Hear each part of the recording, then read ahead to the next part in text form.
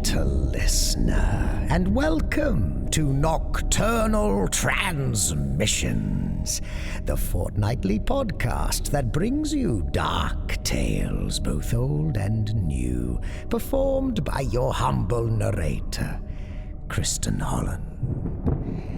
This fortnight story comes to us from physician by day, horror writer by night, Daniel Parish. How wonderfully yin-yang.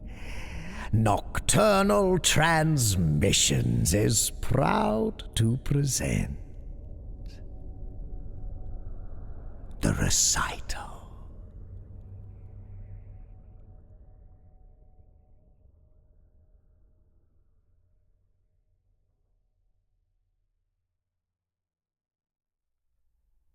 John swerved off the road into the school's entrance faster than he should have, shaking the suspension as the driver's front tire splashed a large puddle of rain that had collected next to a speed bump. He prowled through the parking area, peering through the swishing wipers for an empty parking spot in the surprisingly large lot. He was ready to just double park and block someone in when he spied one last open space left near the building entrance. Yes! John congratulated himself as he squeezed into it and turned off the ignition. He looked at the car's clock. 6:47 p.m. He had driven way too fast to get there, nearly killed one pedestrian, and had definitely run one, if not two, red lights, almost clipping an 18-wheeler in one intersection as he did so.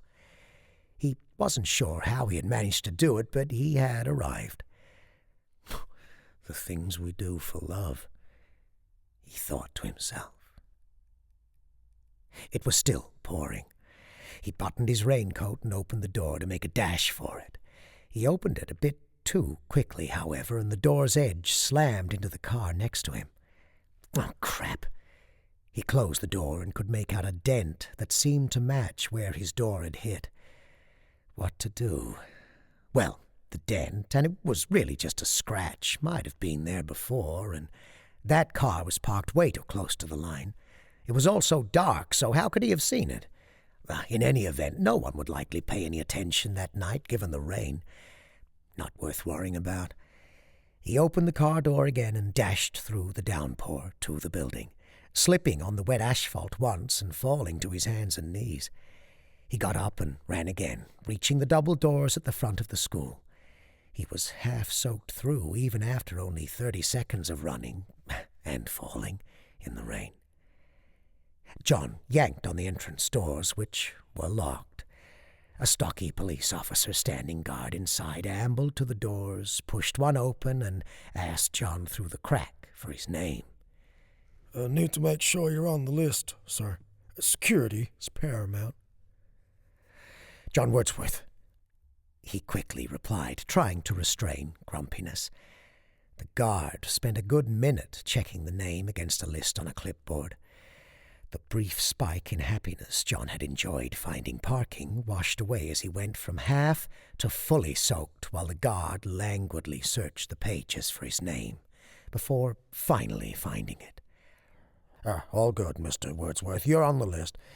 Can't be too careful these days, can you? I know I'd get in trouble with my boss if I didn't follow protocol. Don't need more innocent school deaths, do we? The guard pushed the door further open and let John into the building.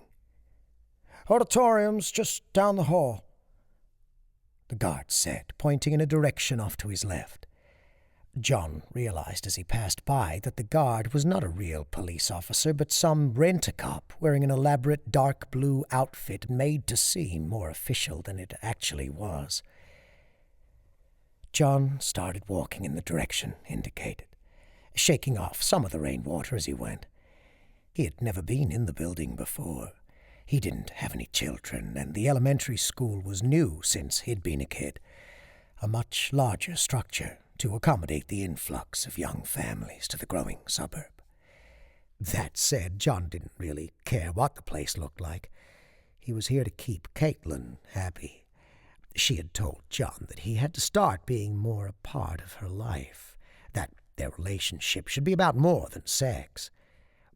John, who knew his own mind on the matter, had no intentions of making the relationship about anything other than sex. But he also knew enough not to say this. And when she threatened not to go away with him for a planned weekend, her mother had promised she would watch the kid, if he didn't come to the son's music recital the Thursday night before, and coupled that threat with the sexily whispered promise of her willingness to try some rather exotic things if he did, he was sold. It was, for John, an acceptable price. 1 hour of boredom for 1 weekend of bliss. John walked briskly down a subtly inwardly curving hall lit with institutional blue fluorescence, a monotony of light grey walls regularly punctuated on the right by light brown pressed wood classroom doors with small glass window slits, all of which seemed to be covered on the inside by construction paper, presumably to keep anyone from spying. The hall was fairly quiet, the only sound his wet shoes and socks squishing and sloshing with each step as he looked for the door. He realized, after progressing a few minutes with no obvious auditorium door up ahead and the relative quiet of the hall, that he must have gone too far. The hall was also becoming, if his eyes weren't deceiving him, darker as he went on. He looked up toward the ceiling and realized it wasn't just his imagination. The overhead lights were growing dimmer and fewer in number up ahead compared to where he had come from. He was about to yell back to the guard, but realized he was probably too far away for him to hear. Should he turn around? Was it just up ahead, or had he just missed the right door? The kid was supposed to go on about 7, Caitlin had said, so John was beginning to get nervous he might miss the performance and his promised weekend. Indecision trapped him in place as he looked forward and backward several times. Goddamn bastard kid, he muttered to himself, shaking his head as he was about to head back, when he saw a crack of light from a door opening up ahead on the left and heard muffled sounds of applause. That must be it. He ran, almost slipping a few times, catching his hand in the door just before it closed. He slid inside and looked around. The place was huge. It was also much more brightly lit than the corridor, and it was packed. There were hundreds of people, maybe even close to 1,000, all seated in rows of chairs that sloped downward toward the stage. The elementary school was much larger than he would have expected.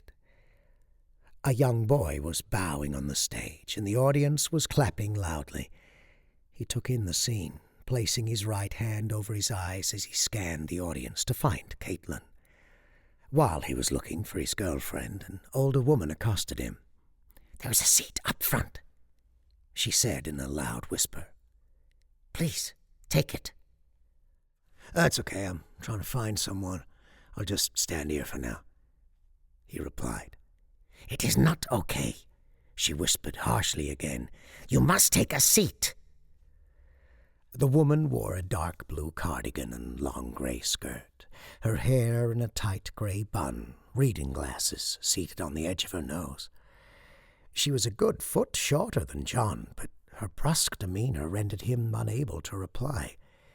He complied with her order and walked over to where she had pointed, a single open seat in the middle of the front row, excusing his meekness and cowardice to himself by reasoning it wasn't worth it to make a scene with such a martinet. It would, however, be hard for him to look for Caitlin in the crowd when most of everyone was behind him, but at least he was there. He could prove he was here and collect his reward later. He sat down. The seat, no doubt designed for children, was slightly too small for his frame and creaked under his weight. It also sloped slightly downward, just enough to be noticeable and cause him to keep sliding forward, requiring him to keep pushing himself back into the seat with his legs, each time feeling the uncomfortable and disconcerting wetness of his socks.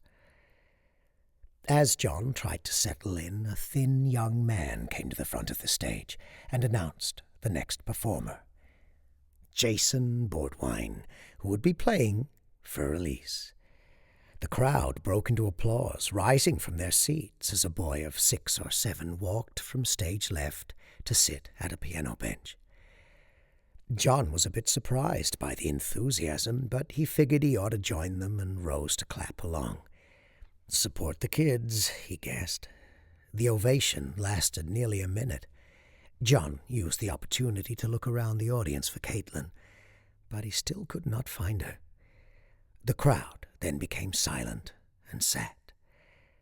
Jason started playing. The boy was, simply put, awful. He played just well enough that John could recognize the familiar tune, although every 4th or 5th note was consistently off. The timing was also uneven, as the boy would pause to search for a key every now and then, sometimes finding the right one, more often missing and finding the wrong one or two. Sometimes, it seemed, Mr. Boardwine just gave up the chase and opted instead to use the time to pick his nose and move on to the next part. The kid finally finished. The crowd gave him another standing ovation, a sentiment with which John agreed insofar as it meant Jason was finished. They must have clapped for 2 minutes when the man who had introduced Jason announced that, in response to their applause, Jason would play an encore. The boy sat down again and once more played a misbegotten version of For Elise, somehow making it worse the second time. While Jason was butchering Beethoven anew, John glanced at his watch. 6:47. He thought for a minute. How was that possible? He looked again. The watch face was cracked. The watch must have stopped when he had fallen, running into the school. Shit! The watch was an expensive Audemars Piguet, a gift from a prior girlfriend whose main asset had been her wealth. It would probably be very costly to fix. He made a mental note to make sure his next girlfriend had a bit more money than the current one. Just as easy to love a rich girl as a poor one. Jason finally finished killing the deaf German a second time, and the crowd rose yet again in thunderous applause. He again rose with them to try to find Caitlin, but again couldn't see her. As everyone else sat down, Jason started to make for the doors where he had come in, so he might be better able to survey the crowd. But the thin young man who was emceeing caught his eye and motioned him back to his seat. John followed orders. Next up was a trio of first-grade violinists who played what he was pretty sure was Twinkle, Twinkle, Little Star, followed, appropriately enough, by 3 blind mice. Had the kids simply found a chalkboard and run their nails over it for 5 minutes? That would have been more tuneful. Did parents really pay for this? If Caitlin's son was that bad, he would have to find creative ways to praise his effort. He tried practicing and realized he didn't recall the kid's name. Come to think of it, he wasn't sure if he had ever learned it. Well, he was probably coming up soon, as it had to be 7 and most likely past that. The next 3 performers were all girls. Another pianist, a trumpet player, and dancer. For each there was applause before and after, as if these kids were rightfully playing Carnegie Hall, when in fact none should ever be allowed to play her own living room. He had always thought the talk of awful sounds making one's ears bleed was metaphorical. But as he endured little Julie Cantisa trying to hit a high note with a trumpet, he did worry when he felt a drop of liquid rolling down his neck that it might in fact be blood, although that turned out to be only sweat. It was then that he realized that the auditorium, in contrast to the cold and dreary weather outside, was quite warm. Probably the person in charge had set the temperature when the room was empty, and the body heat of hundreds had driven the temperature a bit past comfortable. Unable to check his watch, John tried to gauge the time. It had to be at least 7:30 by now. This couldn't last much longer, could it? Maybe 8 at the latest. It was a school night after all. As the last of the 3 girls finished, John turned to the person sitting to his left, a woman in her 60s, likely someone's grandmother. "Excuse me, ma'am," John asked. "Do you have a program?" The woman, still looking straight ahead, shook her head. "Do you know how much longer the recital goes for?" he asked. Again, keeping her eyes on the stage, the woman smiled, or grimaced, John was not sure which, and replied, "Probably forever." John laughed. "I know how you feel." He looked forward himself, hoping that a boy who looked a bit like Caitlin would enter from backstage and go play some instrument so he could leave. When the thin man came forward to introduce a string quartet, John sighed and pulled out his phone to text Caitlin. The thin man stopped his introduction, stared at John, and reminded everyone that phones were not permitted in the auditorium. Cowed by embarrassment, John put the phone away before he could send a message. Somehow 4 stringed instruments were not worse than 3 by 1, but by an order of magnitude. The quartet was supposed to be playing an excerpt from Vivaldi's 4 Seasons, but the only season in evidence in their playing was a winter of discontent. The violinists occasionally managed to join together on one note, although never likely one Vivaldi had written, or even one that could find representation on the Western scale. The 4 youngsters finally completed torturing their violins and bowed for the now customary ecstatic ovation, basking in fully unearned adoration. As the crowd cheered, John left his seat and made for the door. The woman with the bun placed herself between John and the exit. He excused himself, telling her he was just stepping outside to make a phone call. "Who told you you could leave?" the woman asked. John had had it. "What the hell, lady? I don't need your permission to leave. Kindly get the fuck out of my way." As John tried to push her aside, 2 massive hands grabbed his shoulders from behind. "No, young man," the lady replied. "You don't need my permission, but you do need permission, and I'm quite sure you do not have it. Please find your way back to your seat for the next performer, or do you need to be escorted?" On the word escorted, the hand squeezed John's shoulders forcefully enough to send a sharp pain shooting down each of his arms. John nodded and went back to his seat. He did not have the courage to look back to see who or what owned those giant paws. The next performer began, playing for a remarkable 10 minutes a completely atonal and joyless version of, ironically enough, Ode to Joy. The recital, John concluded, seemed determined on a Sherman's march through the entirety of Beethoven's popular catalogue. At its end, during another standing ovation, John again asked his neighbor if she knew how many more performers there were. The older woman turned to John, gave him a look of exasperation tinged with fear, and said that she had no idea. As he saw the woman's face in full for the first time, John reeled back in horror. Looking at her only in profile had concealed that her flesh was blackened and oozing from the left cheek and temple, and her left eye seemed to be holding on by a thin thread. "Jesus!" John said. "Are you okay? We need to get you to a hospital." The woman looked back at John. I'm fine, she said. You are not fine, John replied. With all due respect, half your face is missing. Young man, the woman replied calmly, have you seen yourself? She reached into a purse and pulled out a compact with a mirror and handed it to him. He opened it and looked. Oh, God! He gasped and then dry heaved. His cheeks and forehead were caked with dried blood, and an open gash extended on his scalp from his frontal hairline to his crown. He dropped the compact and grabbed his neighbor's arm. We both need medical care right away. He stood up and tried to pull her with him, but she stayed, seated, resisting his efforts. What is wrong with you, lady? John implored.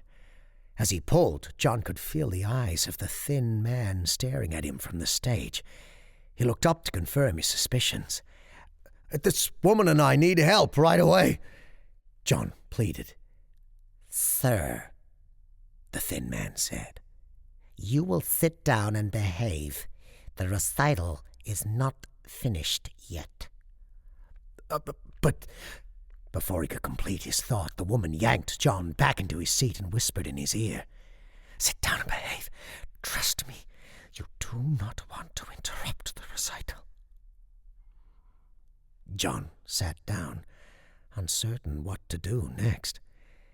His heart was racing. He listened to the next piece, an unfortunate Bach bourrée that was transformed in some boy's young hands from the joyful dance it was supposed to be into a dance macabre.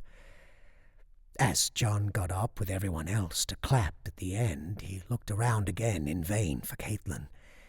He again asked his neighbor how long the recital was. I already told you, she said, not turning to John to answer, but keeping her eyes forward as she spoke. An eternity. From the looks of you, I'm guessing, like me, you died in a car crash. Where do you think you are? John scanned the auditorium for Caitlin once more, in vain. It was feeling warmer.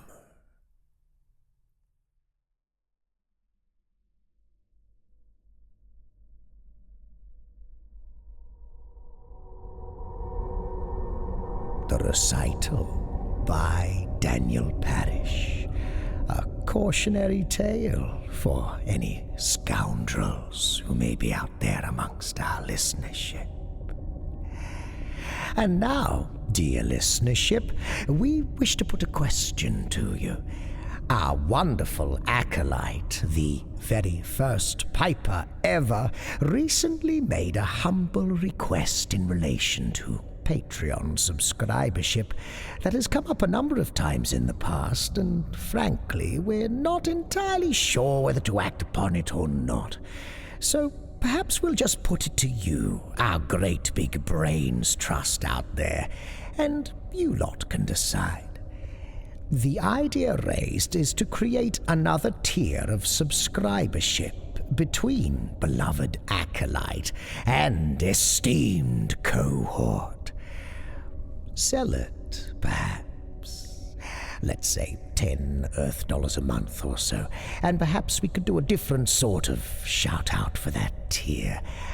I'll have to have a think about that. Anyway, is that something you would like? Or should we keep things simple with just the 3 tiers, minion, acolyte, and cohort? Let us know.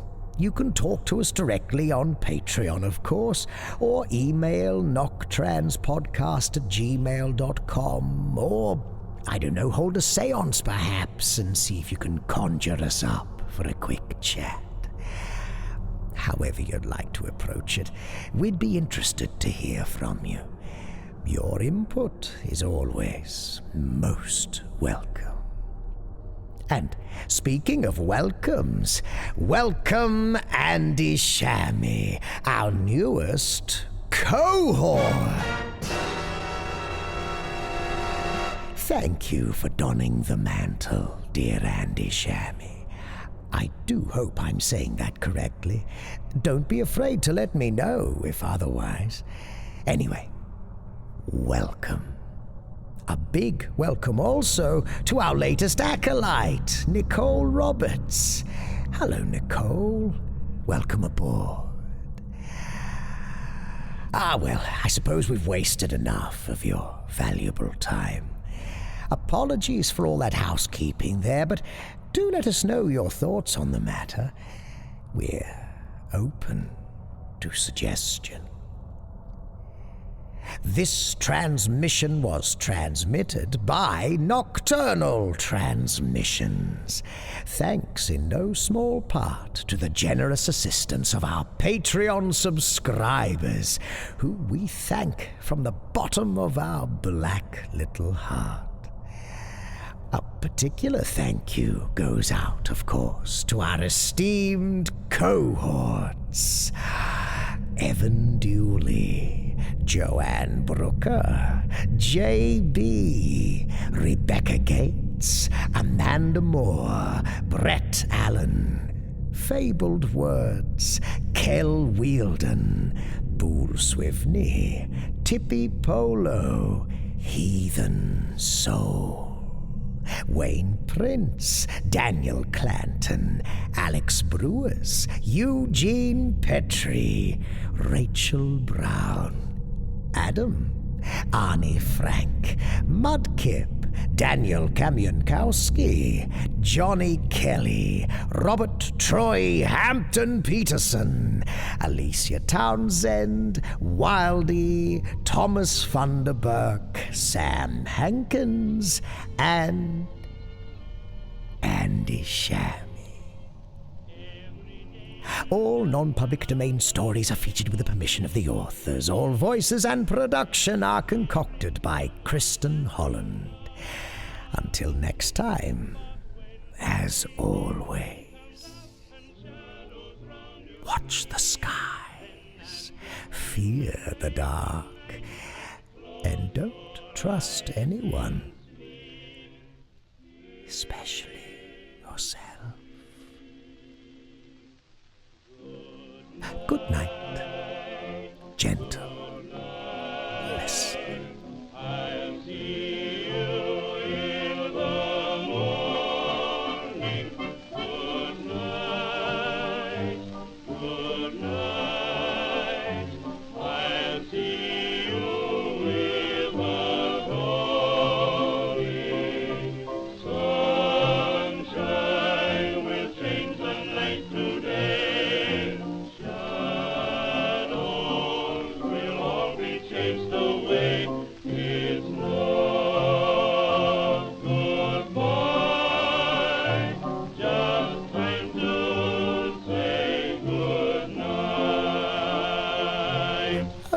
P.S. Have any of you seen the trailer for the new Beetlejuice movie yet? Take my money.